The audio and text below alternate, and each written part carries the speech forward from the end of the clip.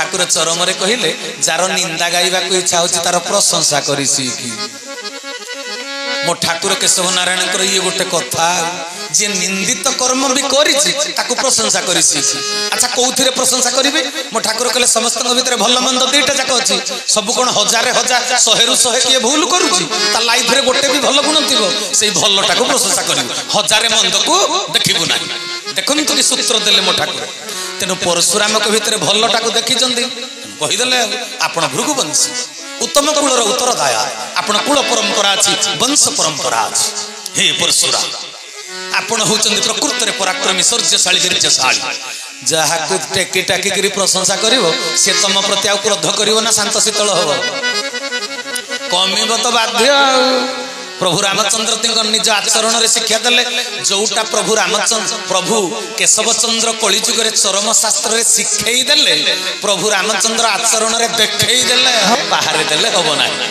तेणु प्रभु रामचंद्र कहते आपण भली पराक्रमी कही नांती आपण केवल एकमात्र योग्य विवेचित व्यक्ति शिवधनु को भग्न करिबा हरि हरि बोल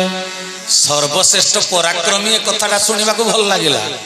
किंतु शिवधनु भांगिबा को मु केवल योग्य मु तो भांगिनी परशुराम को भीतर आसीगला कौतूहल कहले की कथा कहूचो मु पराक्रमी एक कथा सत्य किंतु शिवधनु को भांगिबा पई मु जदी एकमात्र समर्थ व्यक्ति तेरे शिवधनु को तो मु भांगिनी आउ किए भांगी दला तेरे कौन कहूचो प्रभु रामचंद्र कहिले याडे मन देई सुनिबो प्रभु रामचंद्र कहिले कहले शिवधनु को जदी किए भांगी देछि हे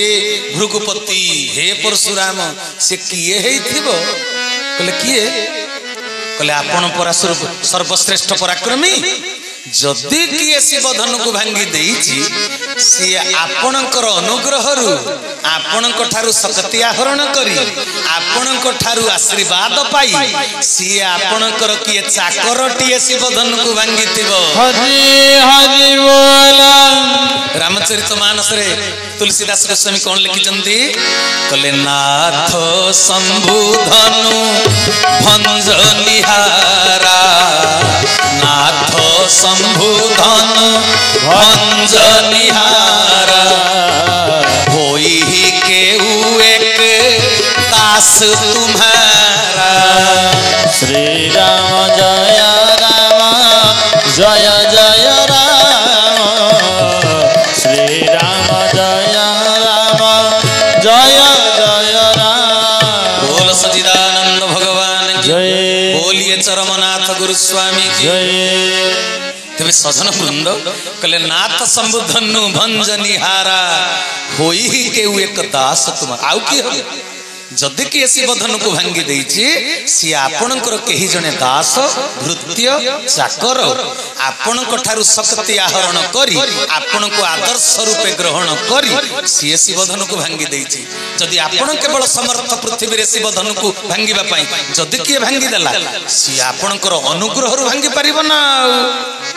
आपणकर अनुग्रह न हेले आपणकर आशीर्वाद न हेले आपण मालिक भांगी थांता नचेते चाकर भांगी देला किंतु आपण को चाकर ना से कोन आउ कहार चाकर तेणु जदि बा चाकर भांगी देला ए कीर्ति ख्याति होची मालिकर तेबे सजन वृंद मन ध्यान दे कथा को सुनिबे कथाटा को भली कुहा जाय जानि छ कथा कहवा शिखई देले रामचंद्र भगवान मधुर विनय वचन कही तो शिव प्राणी मन तुम्हें विनय हो जा विद्या विनय संपन्नी भगवान कृष्ण गीतारे कहिले आ नीति श्लोक कहिले जे विद्या ददाति विनयम विनयात याति पात्रत्व धनमाप्नोति धनात् धर्म ततो हो सुख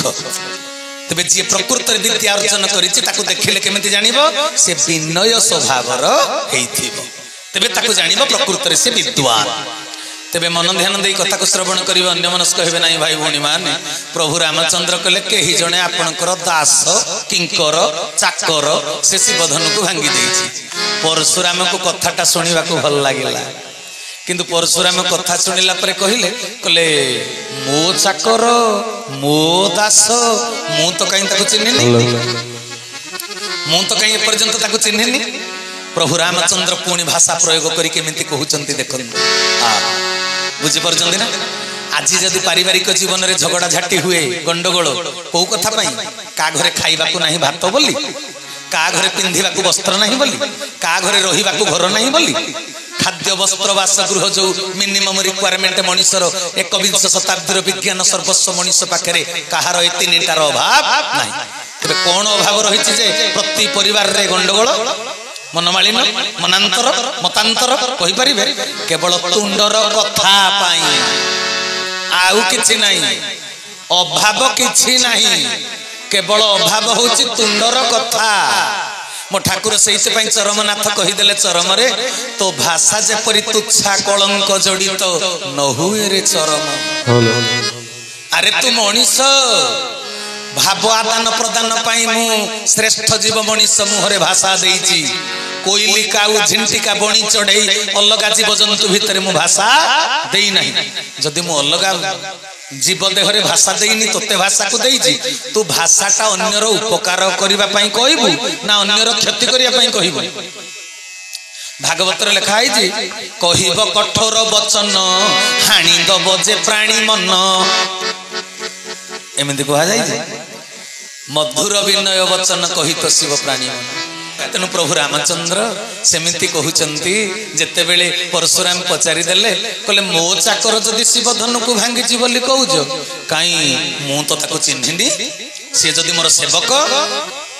से तो दिने मोर सेवा करिवार मु जानिनी प्रभु रामचंद्र कहिले आपण ताको चिन्हि नाहंती हे महात्मा हे भगवान हे नाथ हे प्रभु आपण ताको चिन्हि नाहंती किंतु आपण को सी आदर्श बोली मन करि सारी चंदी अंतर भीतर आपण कर्ता बोली आपण गुरु बोली आपण तांकर मालिक बोली आपण न चिन्हिले भी सी आपण को आंतरिक स्वीकार करि हरि हरि बोल एतिकी बेले परशुराम कहले तबे किए से प्रभु रामचंद्र कहले आउ किए हबो मु दशरथ तनय रामचंद्र अयोध्यार चक्रवर्ती राजा दशरथंकर ज्येष्ठ पुओ राम परशुराम कहले तू चाटुबाणी कही मो क्रोध को शीतल करिवार चेष्टा करूचु अवश्य 50% क्रोध गलाणी नहीं कि किंतु रामचंद्र भगवान हुए तो कही पारि थांते कौन कही पारि थांते मु तो शिवधनु को भांगी देछि तमर करिवार कोन अछि मु तो भांगी छी मो अलमाइटी पावर मो भीतर शक्ति अछि मो भीतर सामर्थ्य अछि तबे कथाटा कोन होइतांता किंतु प्रभु रामचंद्र जो उपाय कले भाषा माध्यम रे एटा नियारे पानी ढालिला भलिया कथा हैला हरि हरि बोल तेणु प्रभु रामचंद्र कहि देले कले आपणकर चाकरटीए मु शिवधनु भांगी देछि किंतु क्रोधर बीज मरी नथिला बोली परशुराम भितरु सांगे सांगे पुणी क्रोध टिके अंकुरित हो गला कहला रे रे अज्ञान बालक राम मो इष्टंक धनु को तू भांगी देछु मु तते सहजरे छाड़ीबी मो क्रोध केबे मु शांत करि पारिबिनी मु तू मोर केबे सेवक होई पारिबुनी जे मो इष्टंक धनु को भांगी देछि से मोर केबे भृत्य की दास होई पारिबुनी तार परिचय होछि मोर से महान शत्रु सहस्रार्जुन भलिया शत्रु से मोर तेणु मो शत्रु मते युद्धर आह्वान करिछि संगे संगे प्रभु रामचंद्र पुणी भाषा प्रयोग कले बारंबार जतले क्रोध प्रकाश करुचंती प्रभु तांको विनय स्वभाव देखौचंती बारंबार तेणु प्रभु रामचंद्र कहिले युद्ध कहले हाँ मोर से शत्रु तू भांगी देछु मो सहित युद्ध कर प्रभु रामचंद्र कहिले मालिक सहित आउ जणे मालिकर युद्ध ही पारे कर्ता सहित आउ जणे कर्तार युद्ध ही पारे किंतु मु तो सब बेले आपण को निजर मालिक बोली स्वीकार करिछि तबे मालिक सहित चाकर केबे सामंजस्य रक्षा ही पारिबो तेणु मु आपण सहित युद्ध करि पारिबी नाही मु जेहेतु निजको स्वीकार करिछि आपणकर मालिक मालिक सहित चाकर केबे युद्ध करे नाही तबे तांको बड़पण दबा पई प्रभु रामचंद्र कोन कहिले जानिछ कहले राम मात्र लघु नाम हमारा राम मात्र लघु नाम हमारा परशु सहित बड़ नाम तुम्हारा परशु सहित बड़ नाम तुम्हारा श्री राम जय राम जय जय राम श्री राम जय जय राम जय प्रभु रामचंद्र पुनश्च विनय स्वभाव वाक्य प्रयोग कले कौन कले सर्वेश्वर भाई कले राम मात्र लघु नाम हमारा हे परशुराम मो नाटा पूरा केड़े छोटिया मो नाम रे छोटिया आपण कोडू काम रे भी छोटिया कले मो नाटा तो केवल राम आपणकर आहुरी दुईटा अक्षर मिसिकी होइछि परशुराम हरि हरि बोल तेणु मो नाटा केड़े छोटिया आपणकर नाटा केड़े बड़ देखिले मु आपणक सहित समान ही परिबी मु केवल राम आपण परशुराम नाम रे आपण बड़ पुणी मु तो कहा केबे मारिबा को चेष्टा करिनी आपण पृथ्वी के 21 थर निक्षेत्र करिसंदी आपणक नाम बड़ आपणक काम बड़ हरि हरि बोल तेणु आपणक सहित युद्ध करिबा पई मु केबे सक्षम हेबी नाही मु केबे भी युद्ध करिवार सत साहस जुटेई परिबेनी परशुराम कहिले तेबे मोर क्रोध शांत केमिति हबो जदि युद्ध न हबो मु युद्ध करिबा पई प्रस्तुत अछि मु रक्त बोहिले जाई मु खुशी हेबी प्रभु रामचंद्र कहिले आपणकर संतुष्टिकरण दरकार कले हां कले युद्ध व्यतिरेक आउ कोन करिबि कुह कारण मु चाकर आपण मोर मालिक चाकर को चाकर धर्म हैला कर्म हैला मालिक को संतुष्ट करिबा आपण मते चाकर स्वीकार न करिथिले नाही मु जते बेला आपण को मालिक बोली स्वीकार करि सारिछि आपण को संतुष्ट करिबा मोर परम कर्तव्य आपण जहा कहिबे मु ताहा करिबि इभेन मु प्राण त्याग भी करि देई हरि हरि बोल एतिकी बेले परशुराम कहले सत कहूछु तो कथाटा तुंडरू कहूछु ना मुंडरू कहूछु कहले मु आंतरिक कथा कहूछि कहंतु मु कोन करिबि कहले प्राण त्याग करिवार सत साहस अछि कहले हां कहले सतरे ताहारे मालिक मते भाबिछु कहले हां कहले तबे मो हातर फारसा देखि पारुछु कहले हां कहले तबे फारसा गोटे बेको काटिले मु संतुष्ट हेबि कह मथा नई देई पारिबो प्रभु रामचंद्र संगे संगे आपण ए कथाटी सुनिला परे मते कोन भाबिबे कबे विपिन भाई हमकु अवतारवादरु शिक्षा दउचंदी अहंकार केमिति निज भीतर अन्य भीतर कमिबो मु कर्म करिवि किरे राम भगवान बोली बेकटा नई देले मु बेको नई देबी जदि से सत सती कहानी देला आपण एई भली चिंता करिवे लौकिक विचार एटा किंतु लौकिक विचार भितर अलौकिकता लुचि रहिछि आपण निज विचार रे ए पर्यंत निज आचरण को चरम सीमा रे पहुंचई पारिबे नाही हरि हरि बोल किंतु प्रभु रामचंद्र तांको आचरण द्वारा चरम सीमा रे पहुंची गले अन्य अहंकार को दबेई दबा पाए प्रभु रामचंद्र सत को सत बेकटा को नई देले कले मो बेक को मथा को नई देली हे नाथ हे स्वामी आपण को हाथ रे फारसा आपण मते हाणी दियंतु आहा परशुराम हाथ टेकिला बेलकु निज भीतर आत्म समीक्षा करिवार बेल आसी गला हरि हरि बोल निज भीतर आत्म चेतना कौन आत्म समीक्षा कले जानिच निजकु निजे परशुराम संगे संगे क्लाइमैक्स पीरियड को गले नाकरे जाई पानी पीले भगवानंकर कार्यटा सफल हुए ना कोन कहउचंदी जेतले मथाटा नई देले भगवान रामचंद्र परशुराम को निज आत्म समीक्षा करी चिंता करूचंदी आहा मु मिछ मिछिका एडे गर्व करूची किंतु जिए प्रकृत रे शिवधनु को भांगीची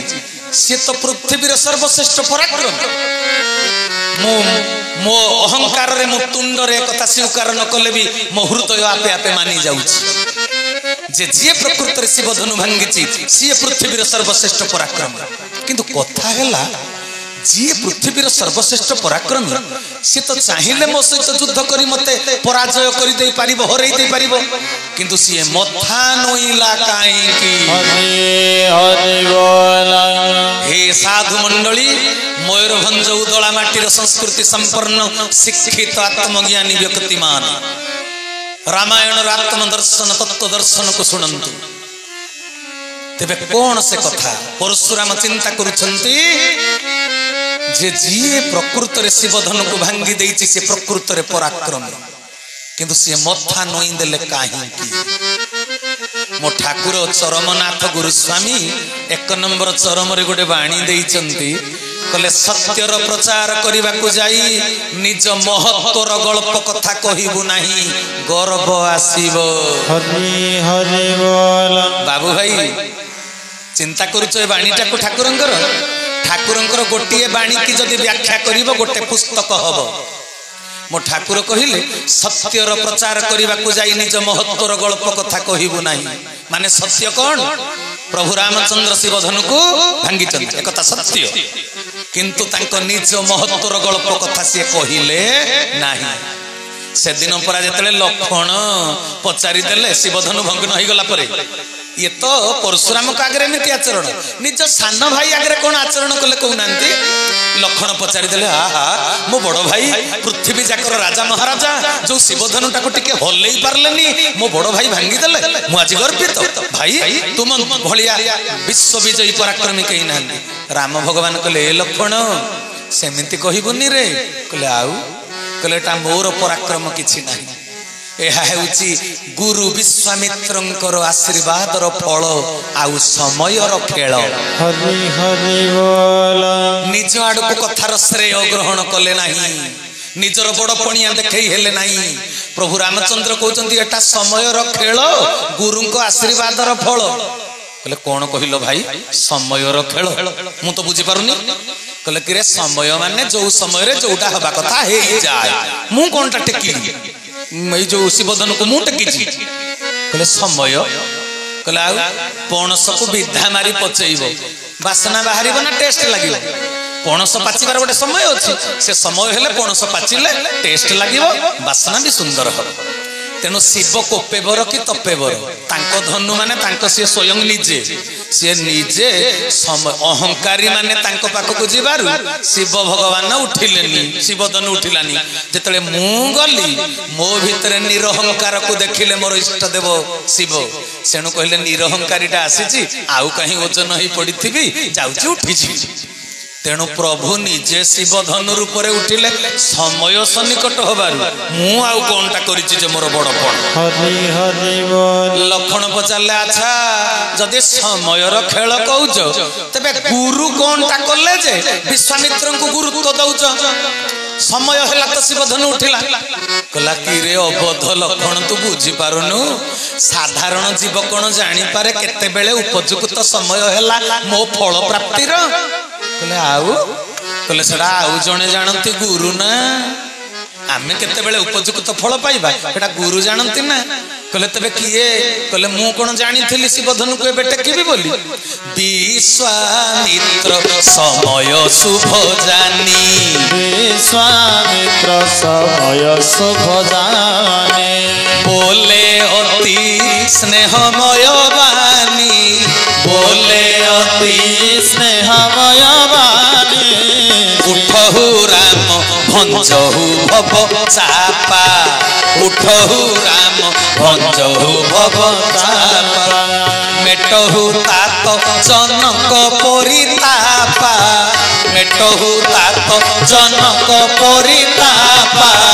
ଶ୍ରୀରାମ ଜୟ ରାମ ଜୟ ଜୟ ରାମ, ଶ୍ରୀରାମ ଜୟ ରାମ ଜୟ ଜୟ ରାମ, ଶ୍ରୀରାମ ଜୟ ରାମ ଜୟ ଜୟ ରାମ, ଶ୍ରୀରାମ ଜୟ ରାମ ଜୟ ଜୟ ରାମ। बोल सच्चिदानंद भगवान की। ଜୟ। कहले विश्वामित्र समय शुभ जानी,